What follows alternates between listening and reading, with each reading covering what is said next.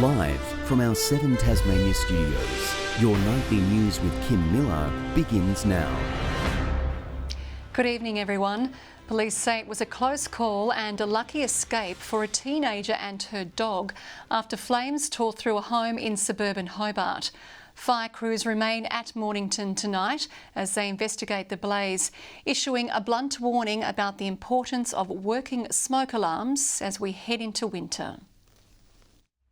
Flames roaring and spilling out of these broken windows as crews race to contain a blaze tearing through this Mornington property. Approximately 2 p.m. today, police and emergency services were called to attend Neilpena Street, Mornington, in relation to a structure fire.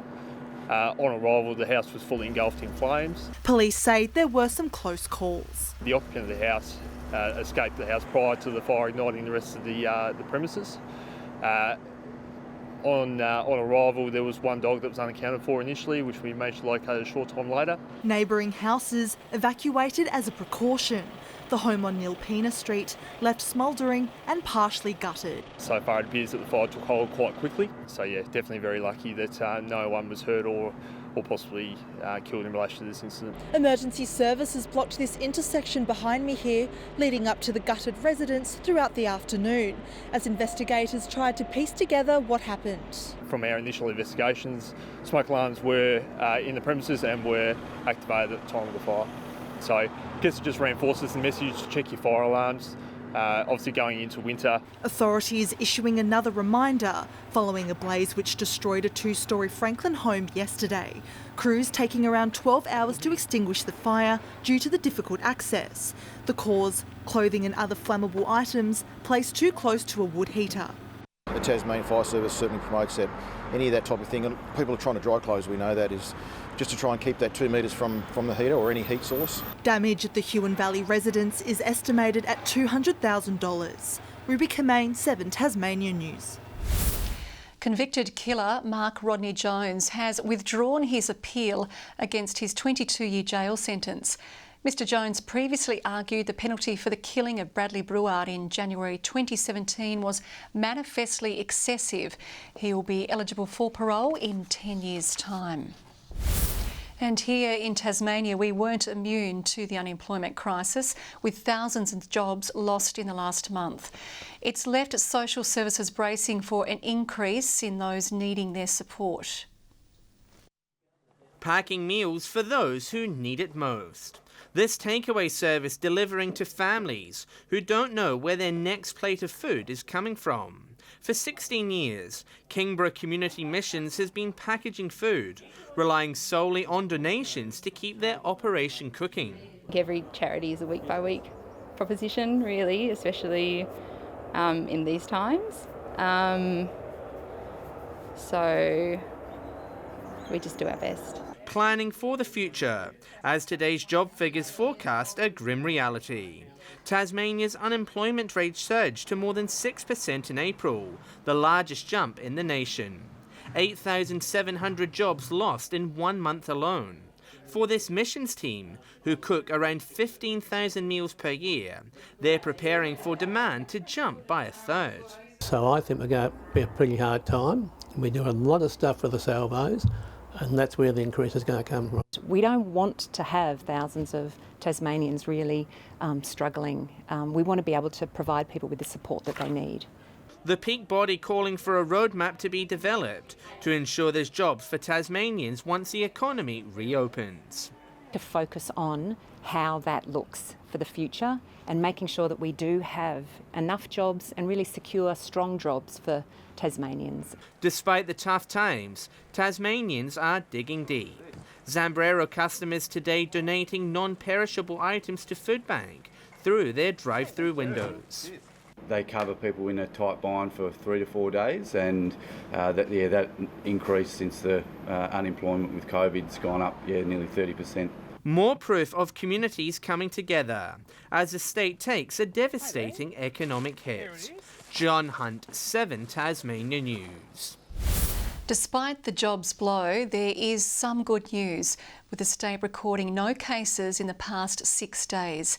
It comes as we approach closer to easing more restrictions, but public health warns the pandemic isn't over.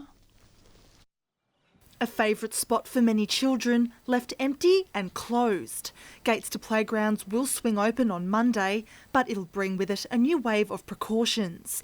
The state government issuing a 10-person cap for each park, as one of many restrictions changing across Tasmania. The one thing we'll do is we'll sign all of them to tell people that you're using these playgrounds at your own risk. We can't sanitise every playground in Kingborough every day. Police, we know, have played a really important role over the past couple of months in terms of compliance. They're going to continue to play a role. It comes as the state records no new coronavirus cases for the 6th day in a row.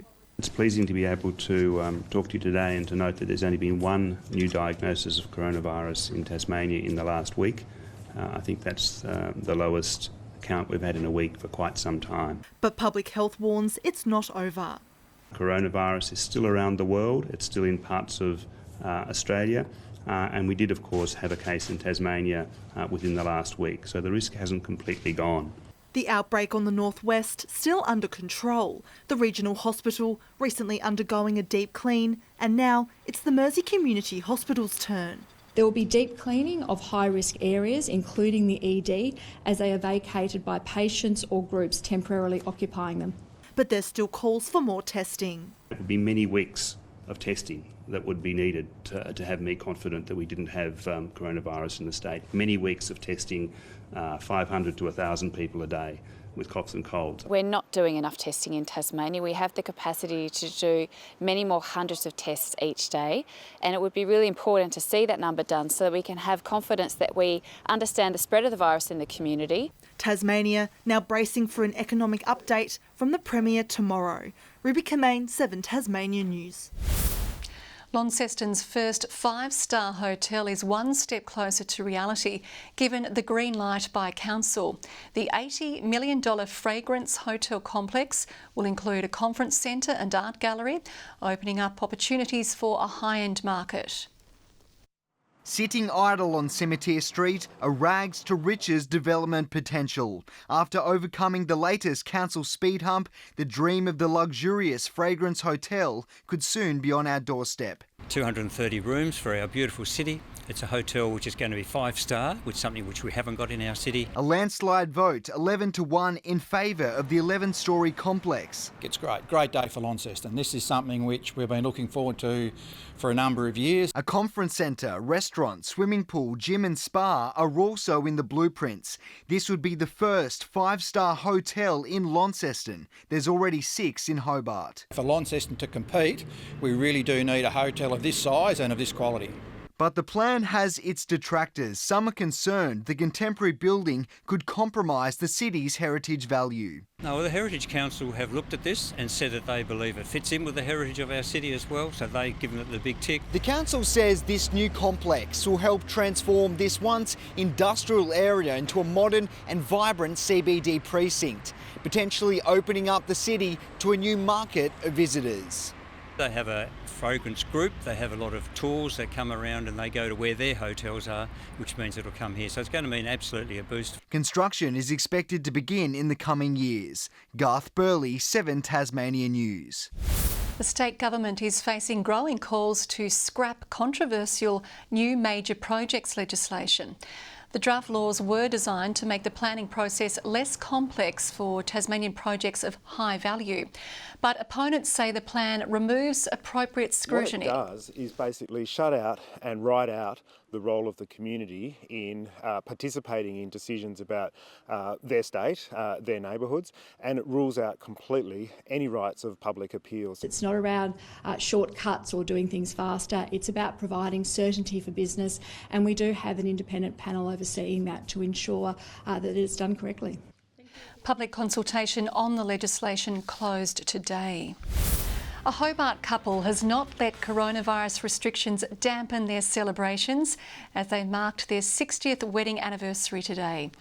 They couldn't have a party, but Athol and Shirley Davidson celebrated the diamond occasion surrounded by flowers and balloons from their loved ones. And they had one very important piece of advice for a happy marriage. Love one another unconditionally.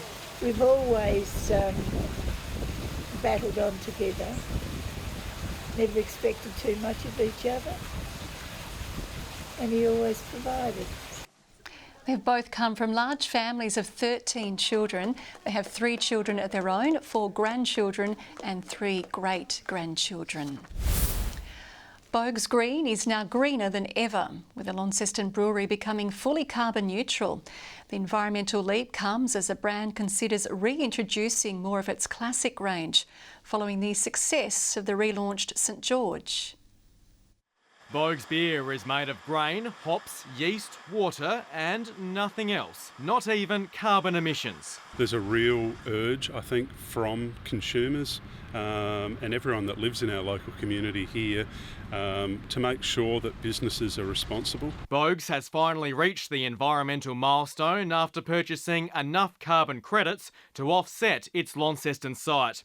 A significant financial investment designed to tap into consumers wanting to drink with a clear conscience. A cost to our business, but it's a good cost. Through ongoing investment, Bogues is also on track to be powered entirely by renewable energy in 5 years' time. Not only is the brewery adapting to the climate, but also COVID.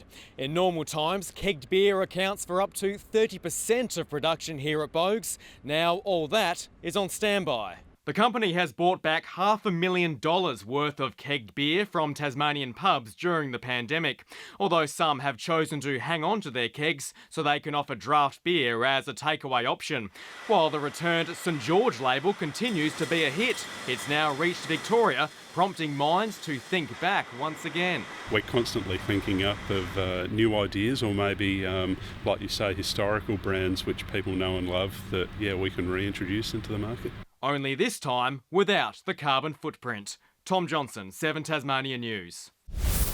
Thousands of struggling Tasmanians have accessed emergency superannuation amid economic hardship. Superfund Tasplan has paid $65 million to 8,000 members in just a month. The federal scheme allows people struggling during the virus pandemic to access their funds early. The Hobart Hurricanes favourite could soon find himself back on our shores. England speedster Jofra Archer is reportedly interested in pulling on a purple shirt for the upcoming Big Bash League campaign. A free international schedule over the summer could pave the way for the 25-year-old to pick up where he left off in Hobart 2 seasons ago. Leading Tasmanian racing figure Adam Trinder is drastically winding back the number of horses in training following the extension of the state's racing shutdown. The All-Star Mile champion trainer says he had been preparing to prepare his stable to restart racing from this weekend. For Adam Trinder, the freeze on racing will last much longer than the touted restart date of June 13. Gone from a racing state, a total racing ban, 45 horses there that are ready to race, to we now have 15 horses that will proceed to the racing on the resumption, and we're just focusing on getting our babies going. The Sprayton-based trainer is instead looking as far ahead as next summer, believing at least that way there's some guarantee the gates will be open. I ignorantly operated as if we'd be back racing this weekend, May 15. That was my advice. Trinder joins a chorus of local industry figures expressing frustration with the state government's decision to extend the lockout, defended by the Premier as being in line with the public health advice. I know there have been some frustrations in terms of the racing industry, but there is a plan now where they can begin trials next week. But causing financial pain as a consequence. I need to earn $1 million minimum in stake money to run at any profit whatsoever for the business. So with no racing available, there's nothing coming in. We're operating really close to the bottom line. He's running some horses in Victoria in the meantime and says he's considered a permanent relocation. Tom Johnson, 7 Tasmania News. Good evening. Temperatures on a bit of a slide last night, most below average. Fingal the low with -3. Hobart 16 today and the northern centres 15 degrees. Grove the high today with 17. St Helens, Friendly Beaches and Ouse 16. Smithton, Low Head and Flinders Island 15. King Island 14. Strawn a top of 12. We did have some low-level cloud moving over today. Just a bit of the northeast and the southeast remain clear. Cloud continues over Victoria and parts of South Australia. A trough brought storms to the mid-coast of New South South Wales. Tomorrow, the high becomes the dominant system over our region and most of eastern and central Australia. A cold front is approaching Western Australia. The winds west and northwesterly at 10 to 20 knots, lighter and more variable over the northeast, but reaching 25 knots over the southwest. 16 for Friday in Hobart, bit of cloud about, possible shower for Huonville 16 the top, 17 for Campania. Launceston a high of 16 degrees and partly cloudy, Devonport 15, Georgetown 15, bit of cloud but fine. 15 for Burnie, showers easing from Strawn 14 the maximum, Wynyard cloudy and a top of 15 degrees, and for St Helens mostly sunny, 18 the top, 17 for Swansea, Port Arthur 8 overnight, 15 tomorrow. Light showers over the west and north on Saturday but fine elsewhere, morning showers over the west and north on Sunday and developing over the east later, and on Monday fine and partly cloudy until a shower develops over the north in the afternoon. Sunny and 24 in Perth tomorrow, sunny but cooler in Adelaide, fog then fine in Melbourne, a shower forecast for Sydney but fine and sunny and 24 in Brisbane. Partly cloudy in Hobart, it's 14, 10 right now in Launceston, partly cloudy in Devonport and 11 degrees. That's all your news for now. I'll be back later with updates. Thanks for joining us. Good night.